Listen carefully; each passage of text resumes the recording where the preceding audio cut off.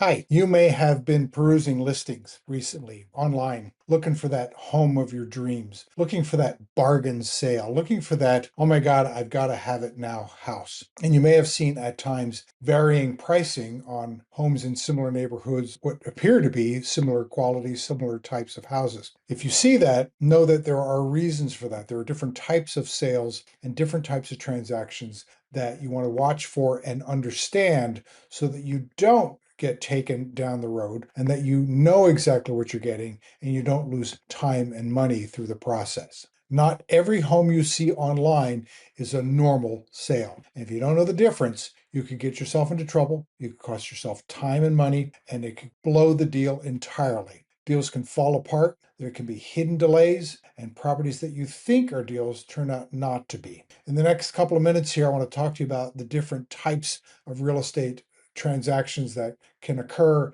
and exactly how they operate and what you can do to determine if it's the best one for you. Now, why does this matter? Well, you're going to be dealing with a contract, and that contract has timelines.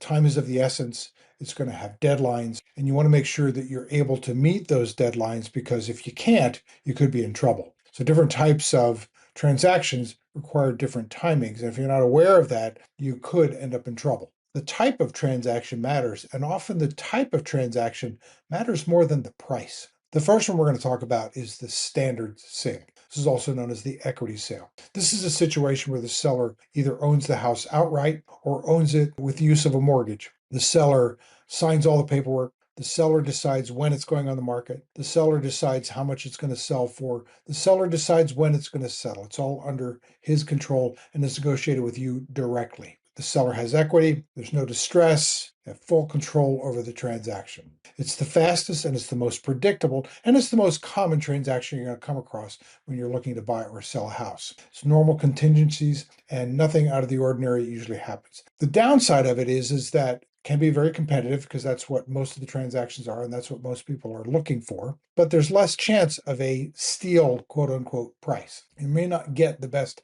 price, but you are going to have the better chance of a smooth, easy, and stress-free transaction. But you could end up, because of the type of transaction, because everybody else wants it, you could pay more than you want to. And so that's something to watch out for. It's the cleanest deal, but it's rarely the cheapest. The next type that you can run into is the estate sale. An estate sale is when someone is selling the property for the seller and is making all the decisions. This can come about because of the death of the seller or sellers. It can come about because someone's deemed incompetent. It can come about simply because someone has turned over the rights to someone else. In any event, there's someone other than the seller that you're dealing with. And so you're no longer dealing with someone who has a direct vested interest in the property. You're dealing with someone else who's answering up for someone else in the process. It's often as a result of a will. It could be because of other circumstances that cause the seller unable to do this sale directly by him or herself.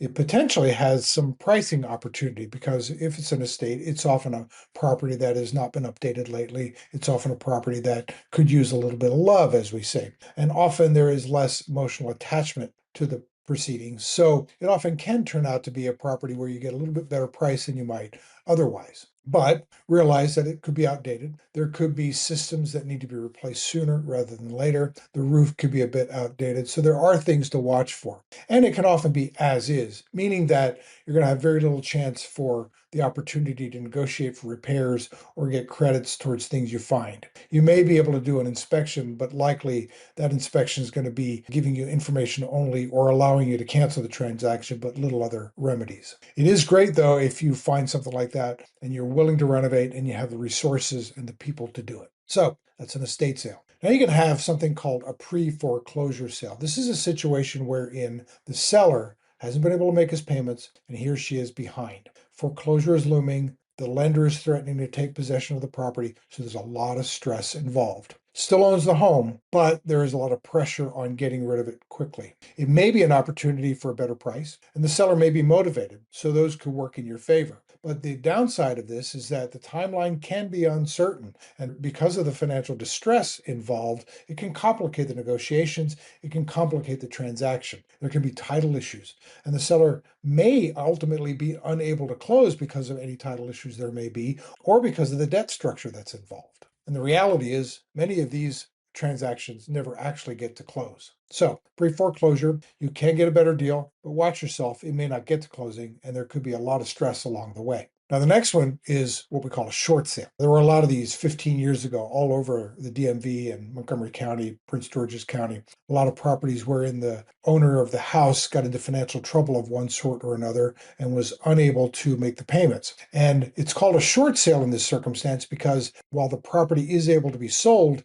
it can't be sold for enough money to pay off the note and any expenses that go along with it. And that's why it's called a short sale. It's short of funds, it's short of proceeds. And in this situation, since we have a lender who's on the hook for X number of dollars, the lender is involved in the approval process. So the seller can agree to sell the house for whatever they want. They can get a contract, they can go along with any terms that get presented. But it then has to go over to the lender for the lender's approval. They either say yes, they may say no, they may counter. And it's all up to the lender. And the lender's going to look at this in terms of how much damage is this sale going to cause them financially. The pro is, again, this could be below market pricing. The cons are there's awfully long waiting period involved. I'm currently involved in a short sale right now. We signed the papers in January. Here it is April, and we still do not have an approval. So 3 months have gone by, rates have gone up a little bit, and while the seller is hoping for a transaction, the buyer is hoping for a new place, it may not happen, and we're all crossing our fingers and biting our nails. The process for approval is at best uncertain. Nothing generally gets put into motion until after the bank has looked at it all. And the bank has its own criteria, which it never lets you know what it entails. And they have to walk away with certain amounts of money or certain percentages in order for the transaction to be viable for them. The problem with these short sales, and it's very, very common, is that they can fall apart. And when they do, it's often late in the game. After you've waited 1 month, 2 months, 3 months, and you're gone through most of the process and you've waited for that place to become available to you, now the bank says, well, I'm sorry, we're going to ask you for 15, 20, $30,000 more. Now you're in a position where you have to do it and don't want to. And if you don't, then you have to give up the property, which is probably one that you really liked or you wouldn't put an offer in the first place. But the decision on this can take weeks and it can take months, as my experience will tell you. And the thing you got to really realize here is while you may start the process negotiating with the seller, ultimately you're not negotiating with the seller. You're negotiating with the lender involved. And in addition to the proceeds of the note that need to be paid off, there are also additional costs that sometimes are kind of hidden and don't get found out until the process gets underway. If you're buying a property that's a condo or as part of an HOA and those dues had not been kept up to date, and you got to realize that if someone wasn't paying their mortgage, they very often weren't paying their HOA or condo dues as well. So those can mount up. And I've seen several transactions where the condo or HOA fees mounted in the tens of thousands of dollars, and they all had to be factored in. So the lender may have been perfectly willing to execute a short sale based on what they were owed and discounting that. You had another 5, 10, 15, 20, $30,000 or more, and that can change the landscape dramatically. And it can make the difference between a house and not a house. Now, the next one here is a foreclosed property. Now, people ask me about buying foreclosures. There's a couple of different levels of this. You got to realize what you're dealing with. There are properties that you can, in fact, bid on at auction in the county on the courthouse steps, as it were, and make a purchase. It's a blind auction. There are a lot of rules and regulations and guidelines that go along with it. I've never participated in it, but it is not something that the faint of heart probably want to get into. Most of what you're going to be familiar with when it comes to foreclosures is what really is termed REO, or real estate owned. It means that the bank already owns the property. It's on their asset list, and they now have the right and the authority to sell the property because they've taken possession of it from someone who has not been able to pay off their note or keep the note up to present. Potentially, this can be a way to buy at below market price, and significantly so. Problem is there are often liens, there are often property condition issues, and so you want to be very careful about buying a property like this. If someone did not have the ability to pay their note, and then that went on for some years before foreclosure actually took place, and then the property sat for another couple of years while they got it ready for disposition, you could have a potential nightmare on your hands if you don't know what you're looking for. bank takes ownership after the foreclosure auction fails. So the title is usually cleaner if you're buying an REO, a property that's already been foreclosed upon, than one that you're buying on the courthouse steps. But there still are some deficiencies that you have to pay attention to. Buying a property that's already been foreclosed upon is better quality title and usually safer, but you still have to pay attention, watch what it is you're buying. They're generally sold as is, and the banks are pretty rigid when it comes to negotiating. It's rare that you're going to be able to negotiate the price down. It's even rarer to be able to negotiate for repairs or fixes or credits or anything like that. Many lenders are pretty cutthroat about it. Some are better and more willing to negotiate, but still in all, they're pretty rigid, and there's not a whole lot of room on that. Often there are slow response times, and sometimes the additional paperwork heavily favors the lender in the transaction. It's better than auction, but it's still not a normal sale, and there are things to watch for. And the last one we want to talk about is distressed as is, investor flip, that sort of thing. Someone may have had the bright idea of making a lot of money by buying a house at a good property price and then fixing it up to sell it. Unfortunately, there are a lot of people out there that don't know what they're doing on that point,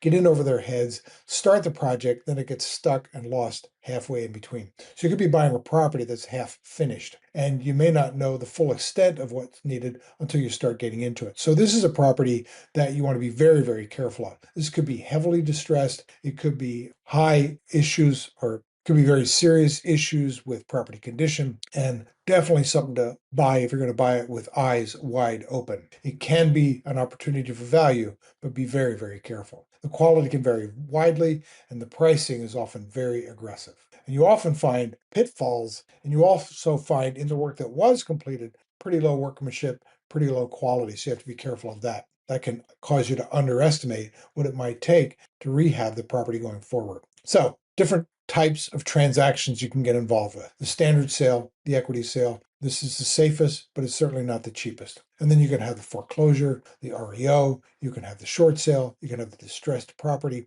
All of these have varying degrees of risk involved, and you want to be careful of them. They also have varying amounts of property condition issues that you want to be careful of. If you make a good choice with your eyes wide open, you can come out ahead. But if you don't, it could be a big problem coming at you that you might not even see until it's too late. So be careful. Get a good house, get the best deal you can, and get it to settle.